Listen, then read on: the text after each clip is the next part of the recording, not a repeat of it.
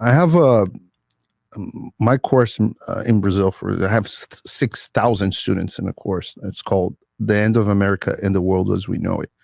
The hypothesis of the course is that America as we knew it is gone, and something different is coming. We don't know what.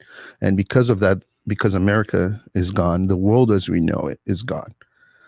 And I started this course in 2021, immediately after Trump lost. And a lot of the predictions that I made towards the course happened. And we're now coming to the end of it. I would love to hear what you think is going to happen to America. So let me give almost a sort of summary of the thesis of my film, but in a whimsical way, in a way that's sort of meaningful for me, because I think you'll find it interesting for your course. This may be an analogy you want to introduce, because it also it explains America, but it also explains the peculiar role of Trump in this situation. So before I came to the United States, I didn't know anything about America. In fact, I don't believe I'd ever met a white person. My exposure to America was mainly through films, war films, but also Westerns. And so I've become a little bit of a connoisseur of the Western. And I realized after watching a bunch of these, and they're so interesting, and a lot of them are so good, but they kind of all have the same plot. So the plot goes like this. There's a town. It's like, let's call it Shinbone, or it's like Pleasantville. It's a nice place. Everything is going okay. And you got an old sheriff. I'm going to call that the Republican or the GOP establishment. That's sort of like a Mitt Romney type. Old guy with a mustache. He's got an old rifle, and but he's not really needed a lot because there's a saloon, there's a provision store, everything is all right. But then some bandits take over the town, and these people are utterly ruthless gangsters. The sheriff is no match for them. They beat him up, they subdue him, they take over the store, they take over the saloon. So this is what I mean. Shinbone is no longer Shinbone. America is no longer America.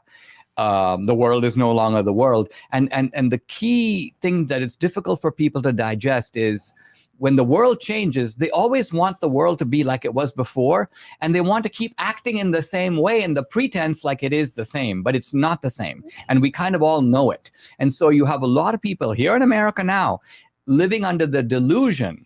These are all the sort of the never Trump. They're like, well, Trump is just such a disruptive force. Let's just go back to Shinbone the way it used to be. No, you can't. The gangsters have already taken over. It's gone, right? But then, and this is when the Western takes off, an outsider comes over the mountain. And nobody knows anything about him. This is Trump. Opa, desculpe interromper o seu vídeo, mas desde 2022 eu continuo com as contas bloqueadas e o passaporte cancelado pelo Xandão. Se você aprecia o meu trabalho e tudo que eu faço pela liberdade de expressão, tem um lugar onde você pode se tornar meu apoiador com uma pequena quantia por mês. Acesse www.paulofigueiredoshow.com e torne-se meu apoiador, e aí você vai receber conteúdos exclusivos e desconto nos meus cursos. Ou então, você pode se tornar meu patrono Gold e passar a me pautar, tem reuniões comigo, você entra para o meu grupo de WhatsApp, que eu uso sempre. O link para tudo isso está aí na descrição.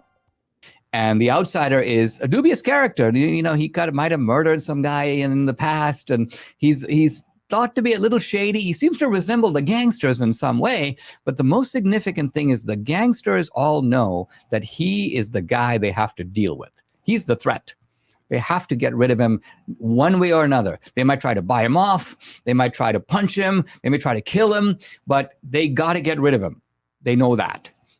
And then you have, of course, the great showdown, the great fight. And this is where we are in America because the showdown hasn't happened.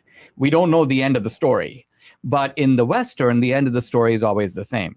And that is that the lone gunman is successful. He defeats the gangsters. And then in a very interesting move, he gets on his horse and he leaves, which is a very surprising thing to do because you think, first of all, why doesn't he stay? He's generally in the town. They all like him now. He's defeated the gangsters.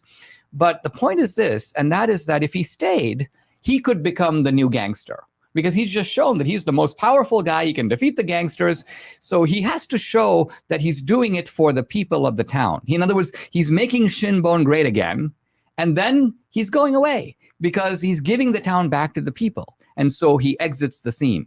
And of course, we're not there yet. Trump hasn't exited the scene. I, by the way, in my conversation with Trump, I raise all this with him. I engage him in it because I think to some degree we're living in that kind of Western. It helps you understand why Trump and only Trump is the target, because from the gangster's point of view, he's the one guy who could spoil their picnic. So Trump is a threat to them. And I think he will be an even bigger threat the second time because he's wiser than he was the first time. The first time he was a genuine outsider. I think he trusted the FBI, he trusted the military, he trusted the health authorities. I think he now knows there's a lot of corruption and rot, even in places that you didn't know before that you needed to look. But now you need to look and you need to have major cleanup. And I think he's getting ready to do it. How different do you think Donald Trump's second term would be from the first? Well, I don't know, but I think this is what I would sort of advocate or recommend. And that would be that what Trump does is he realizes that he needs to bring in people. And I would say people of the Ron DeSantis, Vivek Ramaswamy stripe, people who are obsessed with the particularities of policy and government, and people who know and like bureaucratic infighting. Because you have to go into a place like the FBI and you have to know surgically, how do I clean this place up? Because it's not just like I replace the guy in the top and it's done. They have created a structure of incentives. So the ordinary agent has been somewhat corrupted because the ordinary agent is told something like this. Listen, if you go arrest sex traffickers, we don't really care. But if you go arrest another January 6th guy, you get a bonus. You get a promotion. So they've created a structure of incentives and disincentives that has polluted or misdirected these agencies. And somebody needs to restructure those incentives quite apart from replacing the guy at the top. You need people to do that. And I'm hopeful that Trump, if he gets in, will bring in those people. And because that is going to be an essential part of the kind of the cleanup on aisle 5. So it's an optimistic view for America, I guess. More, I would say, hopeful than optimistic, because the optimist tends to think things are going to come out all right. The pessimist says no. I am, in that sense, neither optimistic nor pessimistic, because I don't know if things are going to come out right. I'm not predicting that they are or they aren't, but I'm hopeful in the sense that I think there is a path that can be taken. Now, whether that path will be taken remains to be seen.